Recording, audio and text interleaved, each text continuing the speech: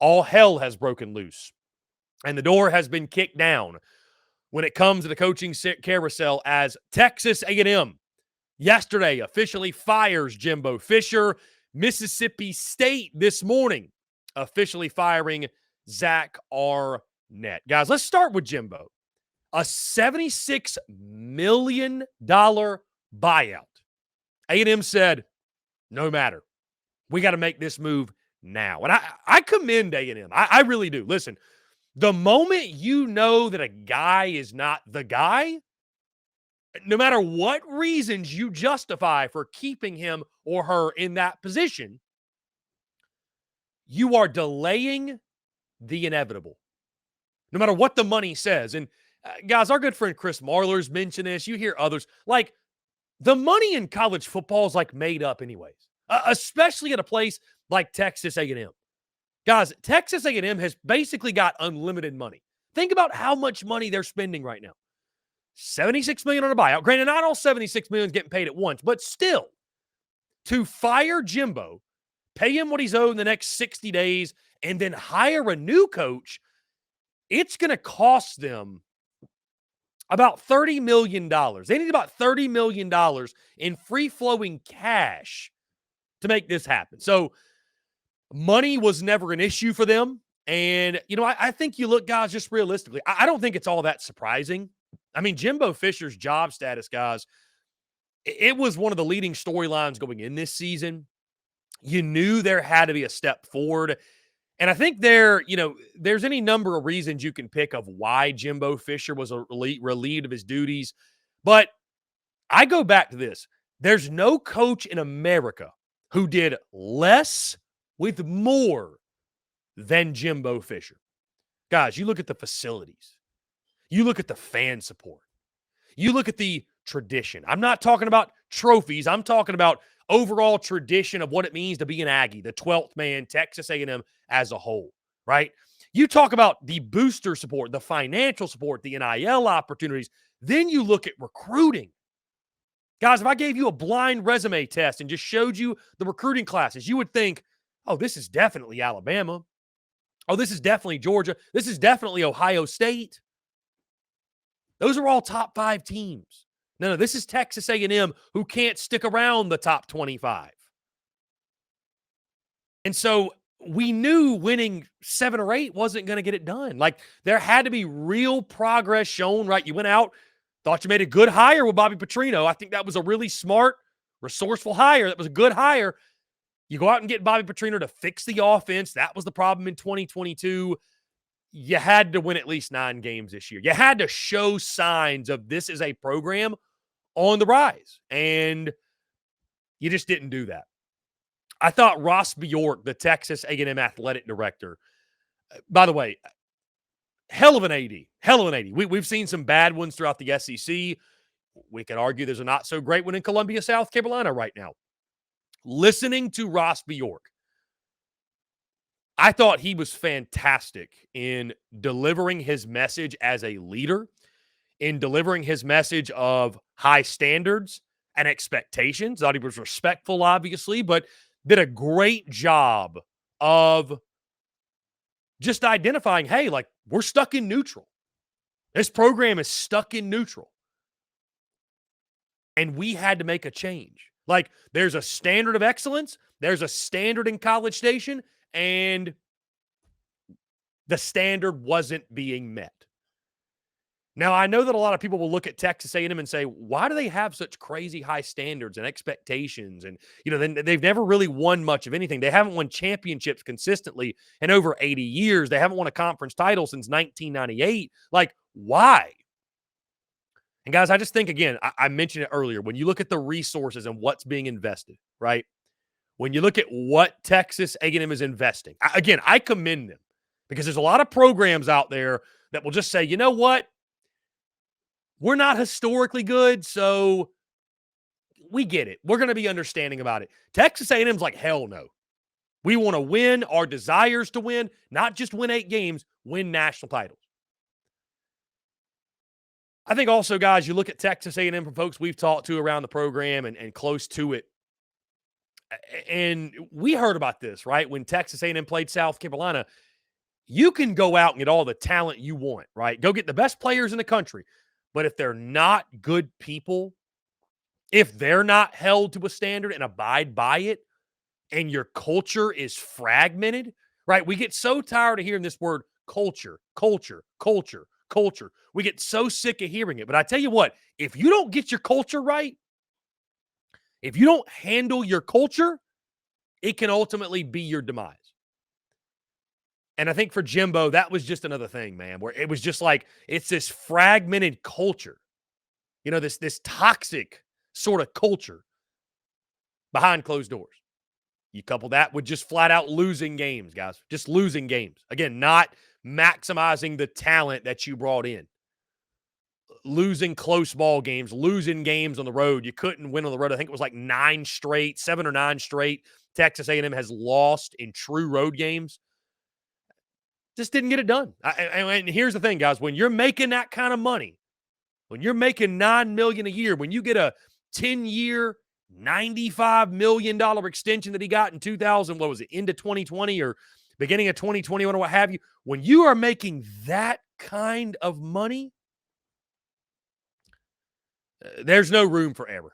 There's no justification of, well, my quarterback got hurt. You're making too much money to make excuses. And at the end of the day, that was the downfall. Now, where does Texas A&M go from here? Again, I commend them making a move. Jimbo wasn't getting the job done. The program was stagnant. The program had stalled. I think we could all see that watching Texas A&M. But who do you go get is now the question. And guys, I'll say this. You don't pay a coach $76 million in buyout money unless you got a whale in your crosshairs. Like Texas A&M, this is going to be a splash. I don't know who it's going to be necessarily, but it's going to be a splash. And we've all seen the short list of guys. You got to be careful with the names floating around because is it agents floating the names? Is it, what? Some of them are real, some of them aren't, right? So like Dan Lanning is going to be a really popular name over at Oregon. Why would he leave? He's also got a massive buyout at Oregon as well. So it's like he's got a great thing going.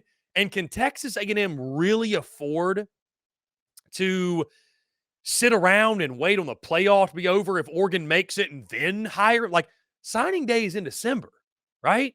The transfer portal's happening. The next signing day is in February. So, like, you don't have a lot of time to at least kind of keep this thing together somewhat, right? So I don't think Dan Lanning is going to happen. Maybe Mike Elko over at Duke. That one makes a lot of sense. Our good buddies over at Crane and Company are saying Urban Meyer. Could that one make sense? Maybe. You know what's a name that, guys, I'm going to get pushback on this, but a name that could make sense and a coach that has hinted at his, I may not be here forever. Dabo Swinney. I'm not saying Dabo would leave, but if I'm Texas A&M, what does a call hurt? What does a call hurt? Now, granted, why would he leave Clemson for Texas A&M to make probably similar money? But guys, I expect A&M.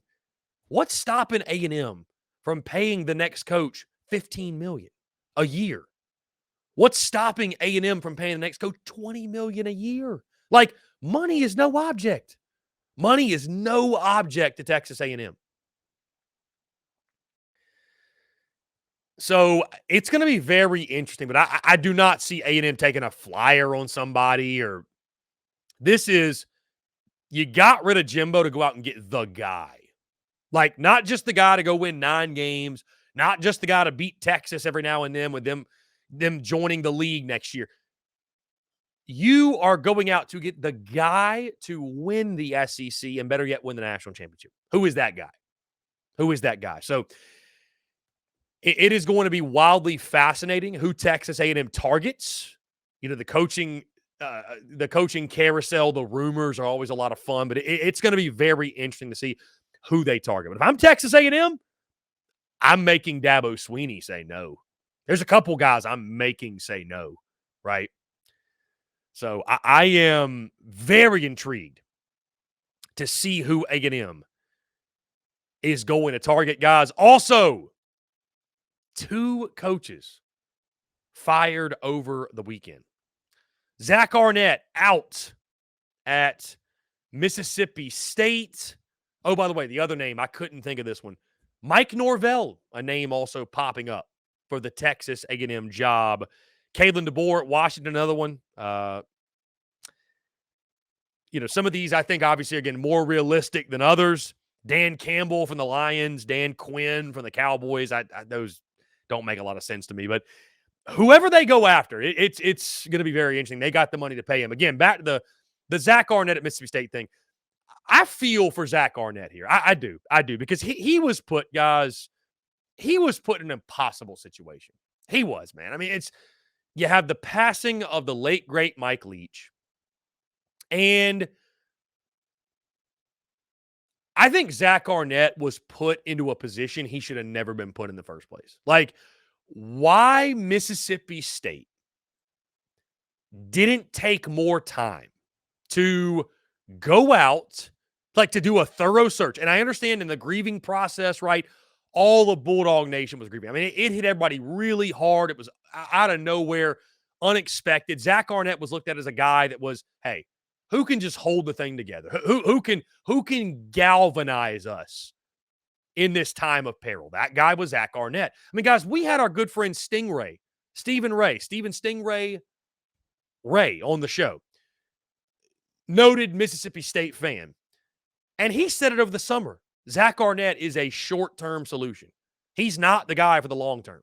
He is a Band-Aid on a bullet hole. He is not the guy that's going to be here for the long term. I mean, little did we know it wouldn't even last the full first season.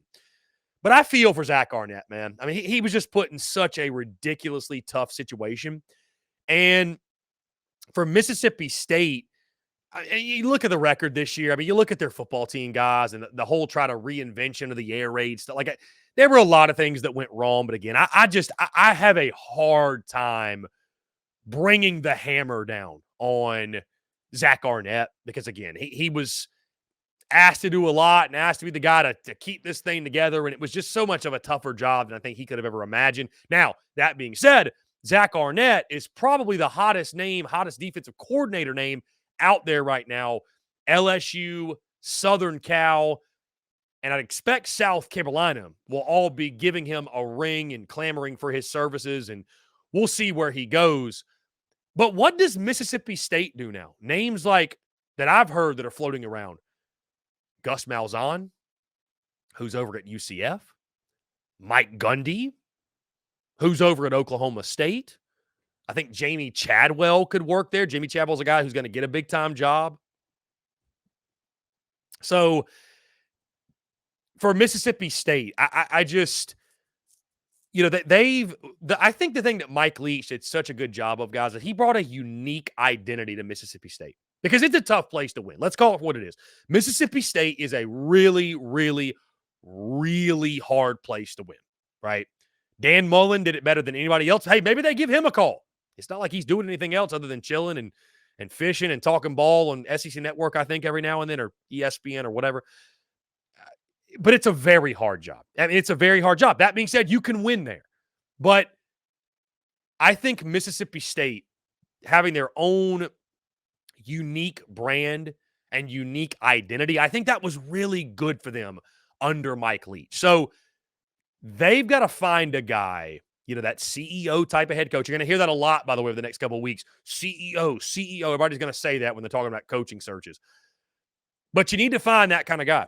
You need to find a guy that can bring his own identity, put his own spin on things, while also embracing the culture and the tradition of Mississippi State and everything that Bulldog Nation offers. But, I think there's some names out there that make sense. Obviously, I don't think Mississippi State is going to get the top of the top, the creme de la creme, if you will. But good on, by the way, both of these, Texas A&M and Mississippi State, for getting out ahead of things. Guess what? All of a sudden, these two jobs, they're the big-time jobs that are open, right? There's some others, like San Diego State, I think, is one. But, these are the two big ones right now that are open. And so they get to make the first calls. They get to reach out to their people first. They get to make moves before anyone else. So, like I mentioned, guys, when you know the guy is not the guy, if you don't make the move, you're simply delaying the inevitable, no matter what the excuse is. So kudos and commending Texas A&M and Mississippi State for doing what they felt was necessary. Two very interesting situations. Going to be a lot of fun to follow who those two teams hire in the coming weeks and months.